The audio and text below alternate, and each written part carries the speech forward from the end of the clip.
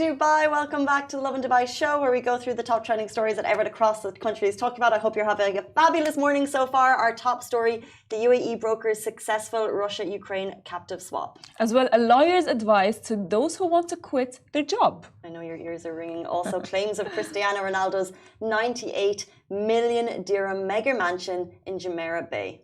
As well, Dubai influencers in Europe for Taylor Swift's Eras tour. They are. How exciting. Also, later on in the show, we're excited. We're going to have the owner of Be Rani Man. This is the Dubai restaurant that was facing closure.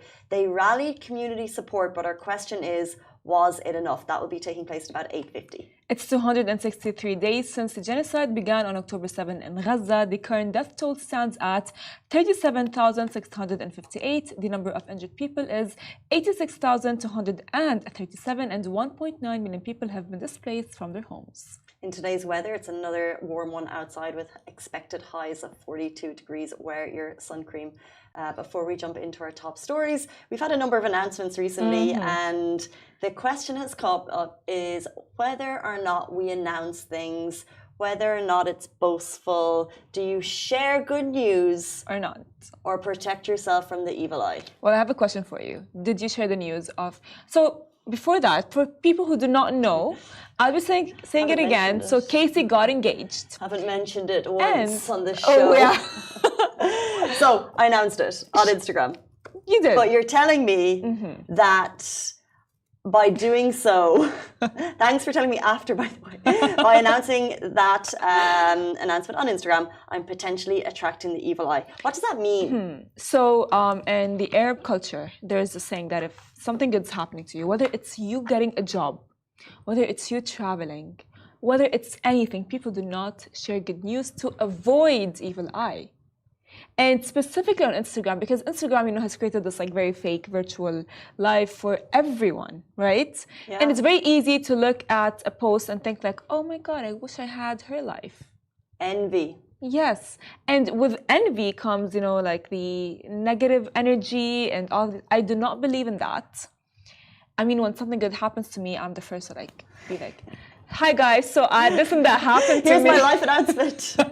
Exactly. And but yeah, I mean I don't really believe in that, but it's like in the Arab culture, it's really big. Let's put it to the audience real quick. I'd love your thoughts on it. We've put it up on our threads this morning, and the question that we put was Lovin Dubai Instagram threads. Yes. Do you share good news or worry about the evil eye? Do you share with everyone? Do you keep it to yourself? Or do you wait until it's confirmed and then tell everyone? But I totally get that social media has an environment of boasting. That's true. And creating envy of a life that may not actually be taking place. That's true. I mean, we hear about that all the time. Influencers are living a double life, because they act a certain way on Instagram, and in real life, when you see them, they're completely whole other ballgame. Different. Yeah. No, I know. Exactly. So that's the thing, you know what I mean? Like, it's like, for example, like in the Arab culture, what happens is if something good happens, and if you are young, it's very easy for you to want to tell your friends, tell the people that you love. However, when in the Arab culture, because I'm trying to understand it from both sides, they try not to say anything because you might attract negative energy and envy as life without even Instagram. But to what point? As in, okay, so engagement is one thing, but marriage, new baby, well, college graduation. Actually, how it goes, if with engagement, if let's say you have a boyfriend, they tend to keep that on the low until you guys are engaged and official. Okay, so no Instagram official if you're boyfriend, girlfriend. No. Well, fair enough, because do you know how difficult it is to delete posts if you've been in a relationship? No one wants that, so I get it.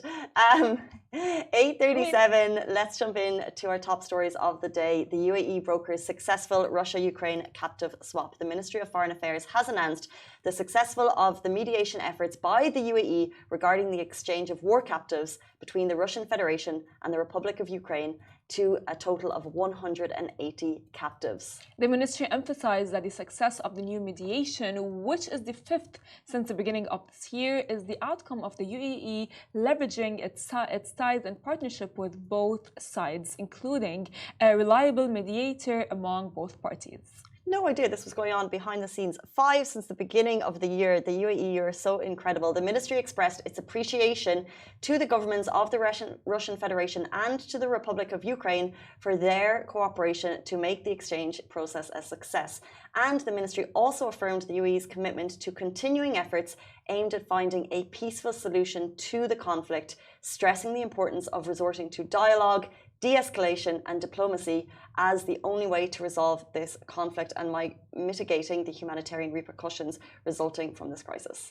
I mean, you know, like the scenario between Ukraine and Russia has been ongoing since, I would say, like 2 years ago. And the fact that the UAE is actually stepping a foot to create peace among them, it's just like, I would say, very nice. Pushing for dialogue. This is one step along the way to solving the conflict, but it is great to see that the UAE is pushing for a peaceful dialogue between both sides. Jumping into our next story, this lawyer is helping one side of the argument between employer and employee.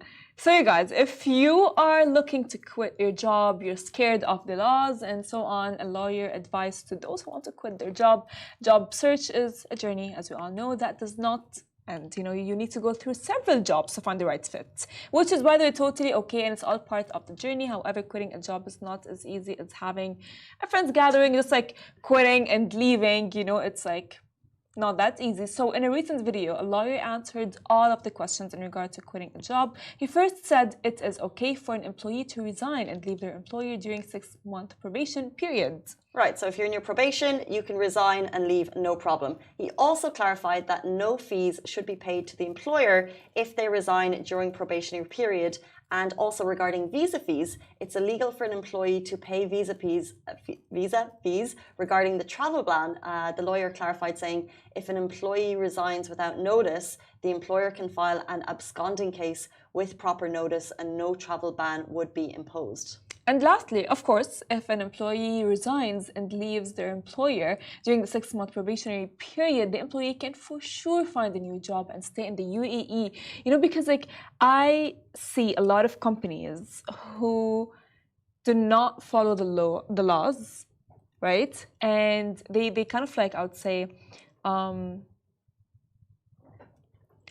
a weird way, they're just like not following the law, and it's just like not okay. You know what I mean? It's like, oh yeah, you know what, you're leaving, and then they get very salty about it and they get very bitter. It's like, what is that for? It's not needed. Yeah, and you do hear, you're so right, you hear horror stories here.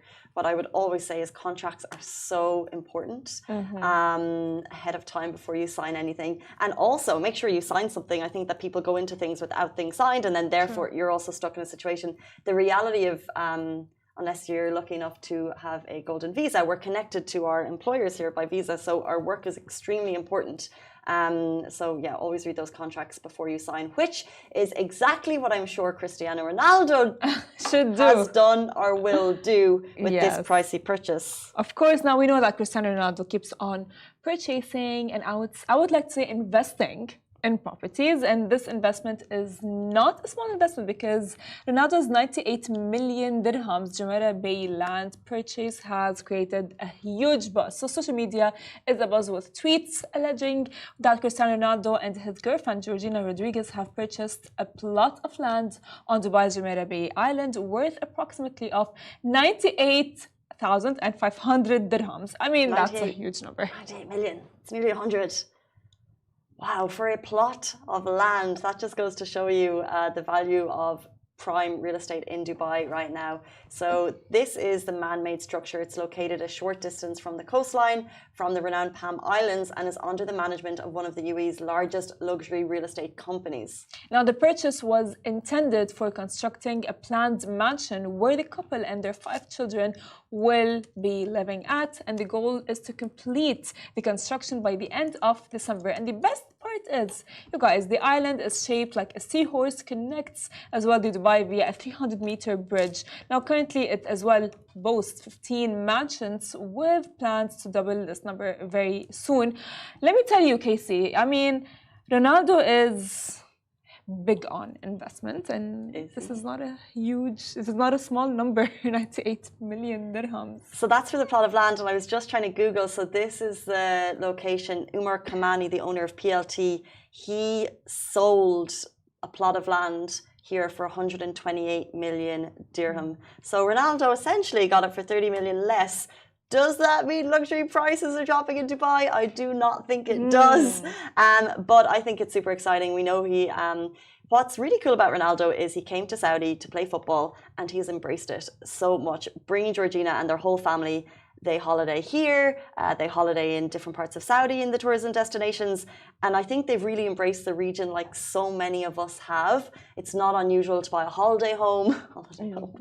It's not unusual if you're Ronaldo to buy a 100 million property in a neighboring country. And this shows his commitment to the region. That's no small purchase. So I think it's super exciting, and it just shows the extent of when you have people like Ronaldo, Federer, purchasing and living here in Dubai, Salman Khan, it just shows that internationally people love the city as much as we do, which I think is great. I really do agree with you, and it's not only him as well. Like we can see Georgina, like have you seen the video of her like having the bakhur lady, like she was having the bakhur, held it like that, and she was like, and it was like very like so she is as well getting into it 100%, and embracing it, yeah. and it's like honestly very nice, and his kids as well, the fact that they're growing up in the Gulf and speaking Arabic in class. Yes, so sweet, so sweet. I mean, next we will want Ronaldo sitting here, so watch this space. You never know. Ronaldo and Taylor Swift, that would be peak. Speaking of Taylor Swift, Dubai influencers and just basically people living in the region are heading to Europe for the Taylor Swift Eras Tour. Summer 2024 has had one world tour that's grabbed more attention than anyone could possibly have foreseen. The Taylor Swift Eras Tour has been touted and boosted for boosting economies in cities around the world and is currently in its European leg, and Dubai Swifties are making the most of the cooler climes to check it out. That's right. Nicole on Trend, Irene Street Style, and Cameron Briofor are just some of the names that managed to nab tickets and will go to the Eras Tour for its glory, you guys. I mean, I wish. I mean, I even I googled like, Eras Tour. I would have traveled for it, but they're all sold out. So the fact that they got tickets, I mean, like. It's Wow. the getting tickets, it's the getting the hotel. It's not a cheap fare. That is true. The hotel prices, the transport to the cities, like Taylor Swift is bringing a mountain with her. People from around the world, like, the Middle East wanted her to come. Yes. To come. And she didn't, so we went to all of the other places to catch the world tour. And I'd love it. Just watching really quick, anyone on Instagram, are you a Swiftie? A yes or no? Yes, Swiftie, no Swiftie. Yes. Ali K, Massa, yes, Swiftie, no Swiftie. Massa, no Swiftie. Ali K, no Swiftie, but God. Can you ask forever? Ali, okay. Let me tell you. So, at the Eras Tour, what's very nice about it is the fact that you can choose an era and dress up as it and then go. And clearly, she is dressed as an era. And that is very nice. And everyone goes like, okay, fine, like, what era are you in? What area would you be? Oh, I have no idea. I don't know. Okay. So yeah, which era would you be? Reputation. Tell me more. So, you know how like Taylor Swift, after her fallout with Kanye West and all of these things, she had an album. Is this the Scooter Braun thing where he took the rights of her album? That's like a different one. That's a different one. When she had the fallout with Kanye West. So she had an album called Reputation because they called her a snake. They called her really bad stuff and they bullied her. She went through bullying. And after that, she had another fallout with Scooter Braun where like he took all of her music. So she recorded all of her music again. And that's why that tour is called the Eras Tour, because she's singing all of her albums that she re-recorded, including the new ones. I mean, wow, Taylor, I just want to know, like, I googled like, what is Taylor Swift's What is she taking? What is she taking? What are the vitamins that she's taking? Pure grit and determination, 100%. Literally. And so that album, like she had that album, and that album maybe did not do the best, but it is the best for her Swifties, for her fans. This is Swifties have this whole other like ecosystem of what's going on and what they think and what the rest of the world thinks. We know everything. We know everything. In terms of seeing how much people are enjoying it, in terms of the costumes, the bracelets, like the friendship bracelets. It's such a lovely thing. Like even for a non-Swiftie, like I love that people want to travel across the world because it's a positive thing, right? There's no negative energy at those concerts, and the people that I've seen that have gone to the London, Paris, it's just been full on like girls having so much fun. I'm like, what a great thing! I love it. But Casey, it's not because like she's not only singing. You know what I mean? She's not only singing live; she is performing. Like she had to run on a treadmill for 3 hours while singing all of her song list, so she can have a lot of stamina to be able to do it on the stage. And she performs, like she actually gives you a full-on show, and that is the nice thing about it. I mean, honestly, we even have people from our office, Natasha and Mayar, are traveling all the way to London to watch her. And I would too. I would do too, but there are no tickets. You never know. They could come. I mean, I'm really hoping that she would come. Yeah, I think that's really might have passed. But I feel so sorry for Taylor in some of the negative attention that she gets. So Dave Grohl, Foo Fighters, he also had a concert. Was it in London this weekend as well? And he commented, ours is called the Eras Tour, kind of jabbing at the fact that they perform live, kind of hinting that she doesn't. And it's like, why? She does. Stay in your own lane. Do your own thing. Why pull someone else down? And Taylor Swift what she's doing is amazing. And I don't know if she performs live or not. Frankly, I don't care. But I love the energy and I love what she's doing and the energy that it brings. But I think it's so wrong for a 55-year-old musician. Foo Fighters are amazing, right? But why bring Taylor into your concert? Enjoy your concert. Let your fans enjoy you. But why connect them both? Because he knows that always grabs headlines. That is true. But because, as they say, I see it all the time on Instagram, is that Taylor Swift right now is the music industry.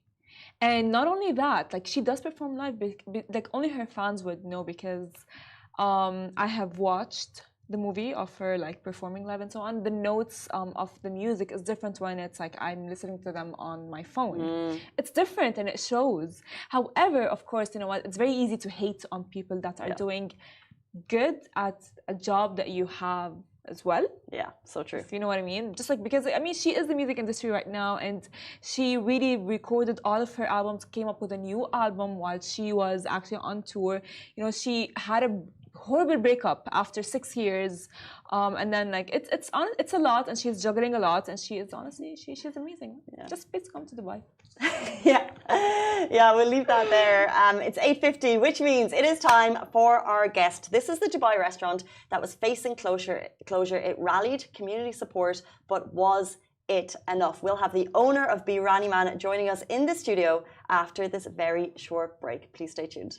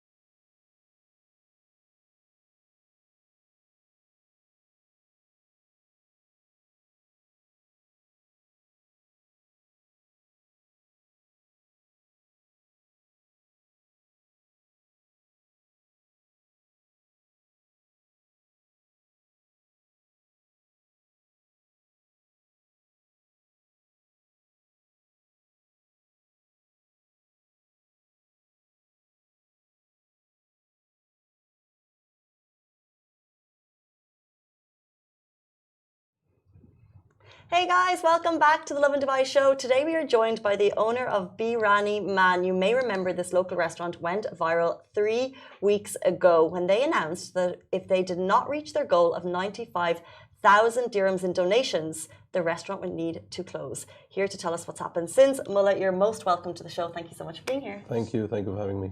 Happy to have you. Thank you. So first of all, I want to ask about like the restaurant. What is the cuisine and what do you offer?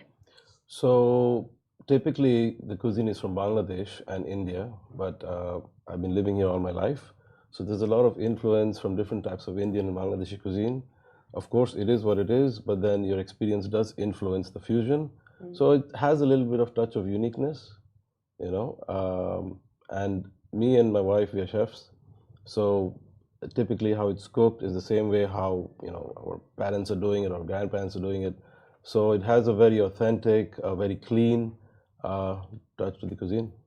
Can you go right back to the beginning of the story of Birani Man and how it started? Yeah, so this started December 2022. And I think we were running a small cloud kitchen from Motor City for a few months. We were trying to test out how does our product work. 6-7 months down the line, we saw, okay, it does have some potential. Let's start looking into a place where we can do a little bit of dine-in, a little bit of takeaway. A few months down the line, we got that spot. We checked, of course, a lot of spots, but that fitted our budget / convenience and everything. Once we started it, of course, we did our calculations, and there were some fixed expenses, of course, which is your rents, your salaries, accommodation, food for the staff, transport, everything. That was coming around close to 42,000 per month, fixed costs. In 2022? Yes, and still is. That's pretty much the amount. Okay. So in order to reach that number, sales of worth close to 100,000 a month is required. Just so that, because our selling prices were not very, our costs were pretty high, and we didn't want to price it higher. We wanted to price a little lower, so let the people come in and try the food out to begin with. So we were like, okay, I think that's a doable number. We did our estimation, did a little bit of research and saw the footfall, but you know, there's so much we can do, right? End of the day. So we started off.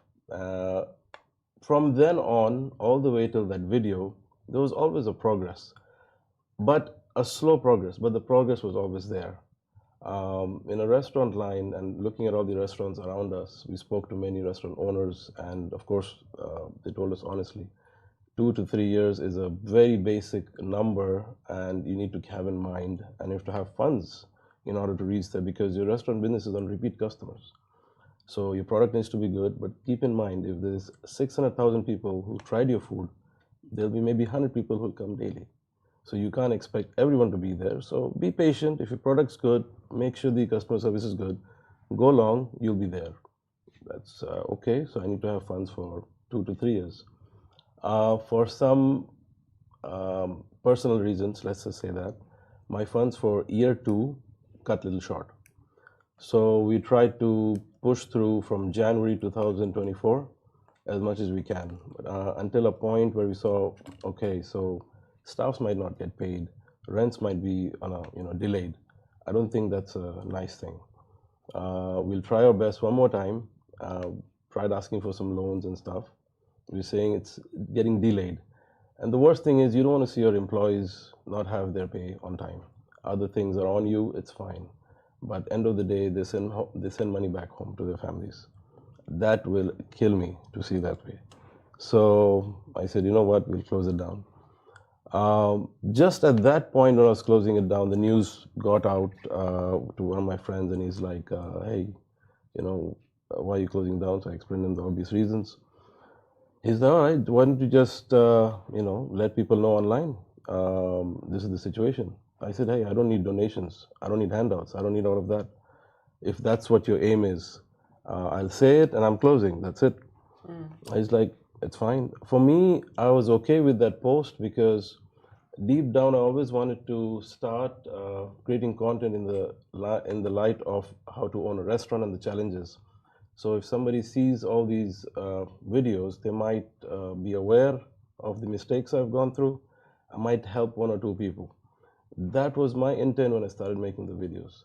So I was like, okay, in that case, if I'm going to educate, I'm okay with that. But make sure you know this. This is not for donation. This is for nothing like that. Video was done. We're like, went back to sleep. In the morning, my wife's in the kitchen and she's like, hey, where are you? I'm like, I'm coming. She's like, the phone's going off. The delivery is going off. The aggregators are going off. I'm like, why? What happened? He's like, I don't know. So I just checked my mobile. And I see all these messages and all the pings and everything. And he's like, get to the restaurant now. So first of all, me and my wife were so overwhelmed with the love of Dubai and the people. I got blown away. And the trust in the city just quadrupled for me. And I was like, I could not believe it. The people of Dubai, they can be so supportive. There were people coming in who dined in and they're giving donations. And I said, no, if you want to invest, I'm here to talk. This is not donations. I'm going to close down anyways. How that helped was, yes, it did get a lot of sales. It did not break even, and that's fine. But the word got out. People tried our food. That was something me and my wife really, liked the part that they're getting to try the food now. Definitely, if we could have gone more further, because sales did improve, of course. Now I need to stretch this a little longer, try to make sure I can pay all my bills and my monthly expenses, and it's showing progress. Right. So that video that went live, you said you needed 95K per month, and you're going to close sales per month, and you're going to close in 10 days. So it's that went live in June 2. So we're a couple of weeks later. Yeah. So where are you sitting now? Okay, so when that happened and when all the sales happen and the guys are coming in, me and my wife decided we can't close it down for one main reason. People are coming in. We have to somehow keep it open for them to keep coming and trying. Of course, I spoke to the landlords, but there was no clear answer. We said, all right, so one more month we can, or say 20 more days, we'll push it through. So we did that. In the meanwhile, a lot of investors came through. Right, and a lot of people showed interest in how they can help the business. Wow.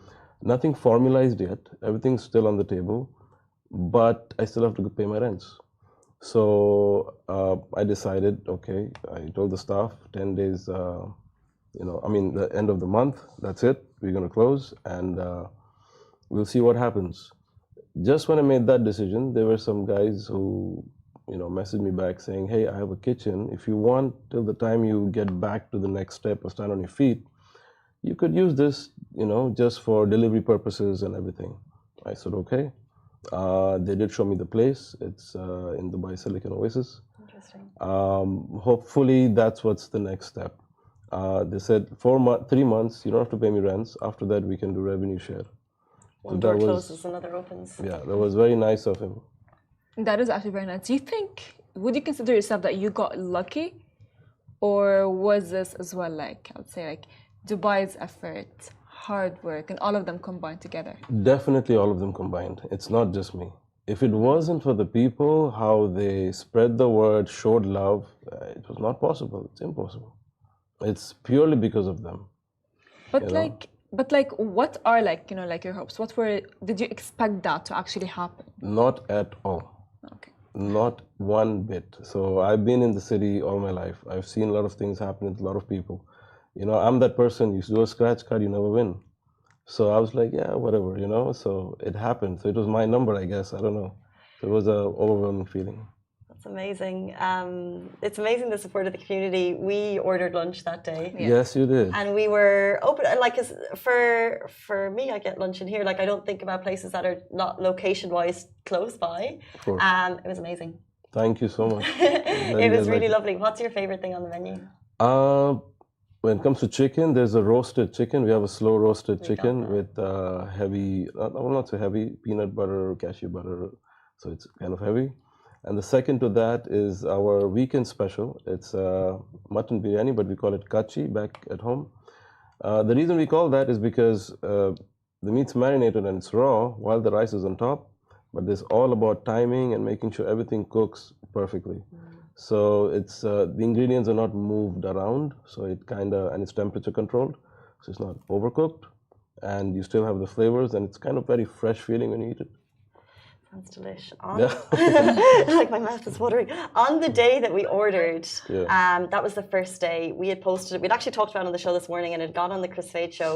And it took a few hours extra. The team were so lovely on the WhatsApp. They were giving me, but like, what was it like in the kitchen that day? It was mayhem. There was calls all over the place. I had to call some of my friends to come take the phone or do something, handle the crowd outside. People were very supportive and patient. Some of them in the day one after the Chris Fed show, we could not serve food, but we did take their numbers and we did call them back. We made sure we deliver food to them the next day. So we did do that. I mean, honestly, like that, like you telling your story just like shows like how much you struggled, and then it like bloomed after that.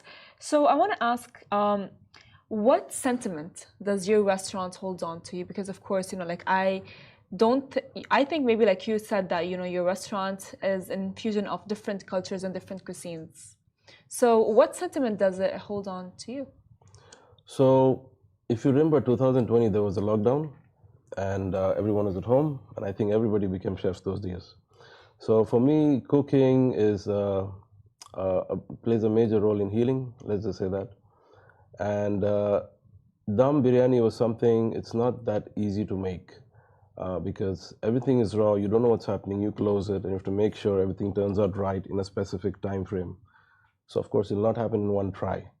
So I kept trying, I would say every day 13 to 15 pots. And of course I'm not going to eat the rest.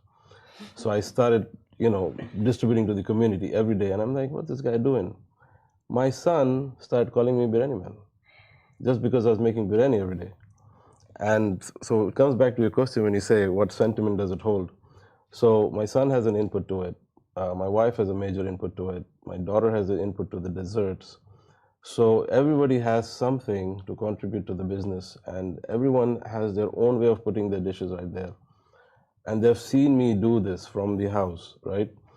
So yes, my sentiment is maybe this branch is closing down for whatever reason, but Biryani Man is not going to close down. Of course, I'll make sure I fight give my best fight to make sure it's supposed to be where it's supposed to reach. So everyone's in it. I got to do it for them if it's not for me now. That's really lovely.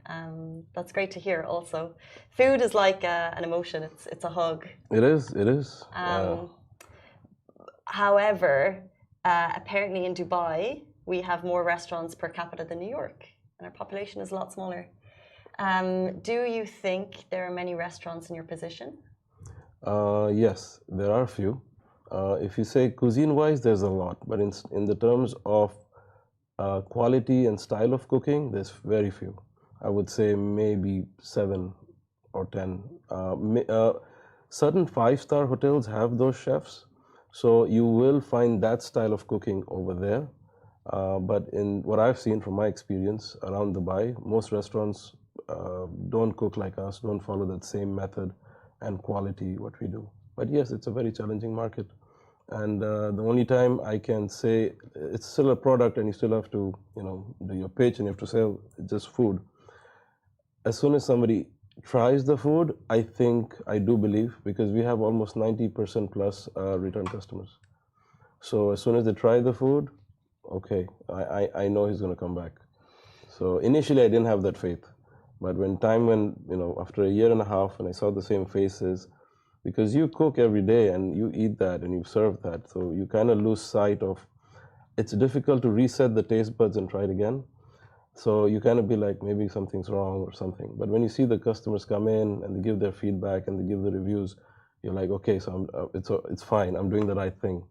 Apart from maintaining QC in the kitchen, end of the day, you still want to see when the customer walks out, how does he look? Is he smiling? Is he okay? So you keep a watch out for that. If he's okay, you're like, okay, job's done, Yeah.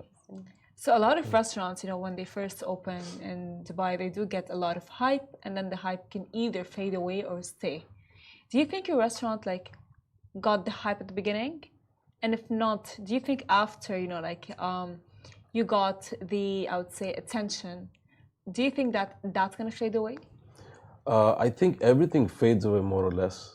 I definitely believe that. I mean, even if you go for a show, or anything spikes. What I do also understand, hype is one thing. Maybe the people came through, because of the hype. But if my product's not good, no one's going to speak to each other. No one's going to. So word of mouth is something I believe is much stronger in the food industry. No matter how good your advertisement is, no matter how good you can get out there, but end of the day, if they don't like the food or the customer service, I would say customer service is 70%. Food, in my opinion, is 80%. I do believe that because there were restaurants when I went through, amazing hype. Everything was like to the notch. I was not, let's say, served in a manner I would like. I did not visit those restaurants. I did takeaway. So food is good, but that's not the only part of the business. It is customer service, it is your quality, and maintaining that throughout the years, which is very hard, but that's important. So yes, it might. I think it did. I posted online about the sales, but what I saw is it's coming back up again. So I've seen both the trends. So this means they ate the food. Everyone came through after a week. They're like, I want to try it again. So I think I faced that time when the graph went down, and now they're coming back, and they're doing big gathering events for weddings and stuff. So because my food really works for a large gathering, and especially for marriages and everything. I've done 1 or 2 marriages last year for serving almost 6,000 people. So I did that once. It was not easy. So those type, I will not say that number, but 50 people, 100 people, orders like that is started to show up, especially a few on Eid, but then after Eid. Yeah. I think what we saw through your story was just the overwhelming supportive community and what it can do. Before you leave us, do you just maybe have a message or a shout out to everyone who's supported you in the last couple of weeks, and just a word on where we'll see you in future? Yes, as I mentioned earlier, Biryani Man is not closing down. The brand, probably this branch is, but I look at it as a small little hiccup, or let's say a stepping stone. And if it wasn't for the support of the community, I don't think I'd be in this show right now, honestly speaking. And I wouldn't. Because of them, I started seeing hope. I started seeing sales. I started seeing that no, it can work out. At that point, when I was shutting down, my plan was to shut it down, take a step back, get a little breather, come back with a better plan. But looks like the people of Dubai don't want me to sleep. They want me to get back on it. They want me to stand. They want me to, keep running. So mad love for the people of Dubai. And having said that, me and the family and everyone decided we have to do something for the people of Dubai. How, when, and at which angle, we're still thinking. But it's something we need to give back. If it wasn't for them, nothing was possible. We were revived because of them. Business apart, the people who showed up and said 2 good words, that gave me and the team max boost and motivation. The team was kind of like, let's say, drying out, and as soon as people came in, they were like, they were energized. So yes, for the people of Dubai, I do have something I will do. Still not formalized yet, but I think something will be up soon. Well, please let us know so we can spread that message. Oh yeah, I'm thinking. So you're still formalizing what it is. It's going to be exactly. I don't think I'll go for a loyalty card or something for them. I want to do something bigger. Again, it's just an intention, but we have seen what intentions can do. So I will make sure it manifests. Love that. So strong. A stepping stone to greater things, no doubt. That was Mullah, the owner of Biryani Man. Check them out on Instagram. Support them as much as you can. Thank you so much for being here this morning. Thank you so much. Thank you, Farah. Thank you. That brings us to the end of the show. We'll be back with you tomorrow morning, same time, same place. Bye-bye.